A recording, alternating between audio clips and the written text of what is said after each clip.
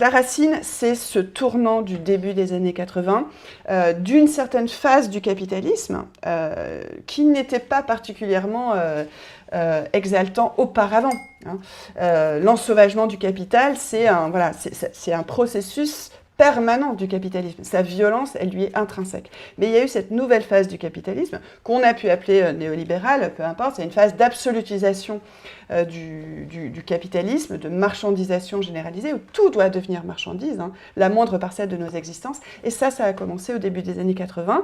Et pour ce qui concerne la France, avec une gauche qui bascule, en fait, dans une droite, parce qu'à partir du moment où elle change de critères radicalement, où ce n'est plus la justice, l'équité, l'émancipation, mais plutôt des critères d'investissement, de rentabilité, des critères boursiers, des critères monétaires.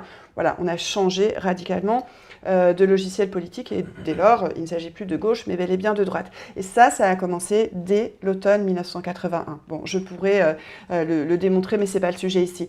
Et en fait, dès ce moment-là, par exemple au travers de Jacques Delors, qui se réjouissait de toutes ces mesures, par exemple la désindexation des salaires par rapport au prix, qui disait mais c'est magnifique, on arrive à faire ça sans qu'il y ait une grève.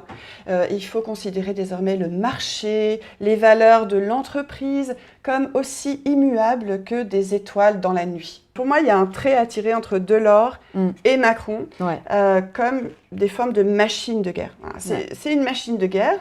Ce qu'ils disent depuis cette période-là, ce que disait Delors, ce qu'a dit ensuite Juppé, et ce que réalise vraiment Macron, c'est on n'a plus besoin de gauche et de droite, on a besoin de sages, on a besoin de gens raisonnables. Et ce qu'ils appellent des gens raisonnables, c'est en réalité des gens très violents, qui appliquent une politique extrêmement offensive, très déterminée, un bulldozer, une espèce de rouleau compresseur, mais qui va se faire passer sous les oripeaux du ni gauche ni droite, gauche et droite, ce qui est évidemment complètement fallacieux. C'est pour ça que même si j'ai adhéré à un moment à la formule théorisée à la fois par Alain Deneau, par Pierre Cernat, par Tariq Ali, d'extrême centre. Au moins, c'était une manière de leur renvoyer, voilà, extrême, vous nous dites extrême, et nous, pas des extrêmes, mais en tout cas, si nous le sommes, vous l'êtes tout autant, par justement l'extrémisme de votre politique violente.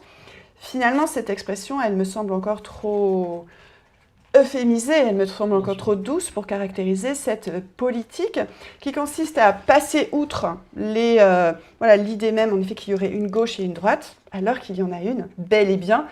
Et c'est pas parce que les gens de pouvoir, tels que les cités, notamment Barbara, en mentionnant Fabius, bien sûr que Fabius a joué un rôle tout à fait essentiel à cet égard, mais Mitterrand, voilà, c'est cette aspiration à gouverner de manière de plus en plus autoritaire.